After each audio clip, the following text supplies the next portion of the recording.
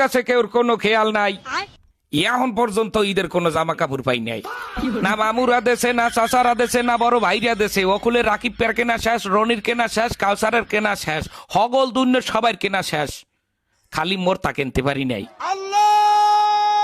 সারা বছর আমি গতবারের দুগ্গা জামাই দিয়ে কাটাই দিছি। দুগ্গা জামাই দিয়া একটা বছর আপনারা কেউ কাটাইতে পারতেন না? আমারে কয়েন আপনারা কেউ পারতেন? এখন আমার গায়ে যে জামাগুয়া এইটার ক্যাতকুলি সিরা এবং এমন কায়দায় সেরছে যে মানের সামনে বই আমার হাত জাগাইয়া যে আমার মাথা চুলকামু হ্যার উপায় নেই, হেলে ক্যাতকুলি চিনাইবে। এবং পেন্দনের যে প্যান্ডা সবাই জানেন ফুটপাতে কিনছি, এই প্যান্ডার মধ্যে 19-20টা তালি, সিরা প্যান্ট সেলাই করিয়ে তালি দিয়ে হেয়ার পর পিন্দি। আমি আমার বাপ মা, আত্মীয় স্বজন, বড় ভাই ব্রাদার, মামু খালু, বোন বোনাই যারা আছেন সবার কাছে হাত জোর করিয়ে কই গেলাম, 27 রোজার মধ্যে যদি আমার কেনাকাটা না করিয়ে দেন বোঝেন, হ্যালে এবছর ঈদে আমি কোনো জামা কাপড় পিনবো না।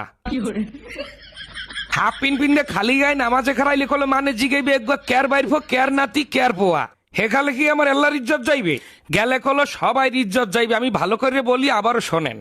স্বাস্থ্য মামা তো দুলা ভাইরা, চাকরিজীবী বড় ভাইরা, মামু খালু চাচা ফুফারা একটা একটা পাঞ্জামি দিলেও আমার কলো 15-16টা পাঞ্জামি হয়ে যায়। আপনারা জানেন কিনা জানি না, আমার বাপেরা তাহলে 3টা গরু আছে। যদি 27 রোজার মধ্যে আমার কেনাকাটা না করিয়ে দেওয়া হয়, হ্যালো ওই গরু আমি রাখতে হরমুখী, ওই গরু আমি আডে উড়াইয়া বেচছে পেটটা ভরিয়ে খামু। বন্ধু বান্ধব লইয়া ববের খাওয়া খাইয়া মার্কেটে যাই, কিন্তু সবটা মার্কেটে খরচ করবো।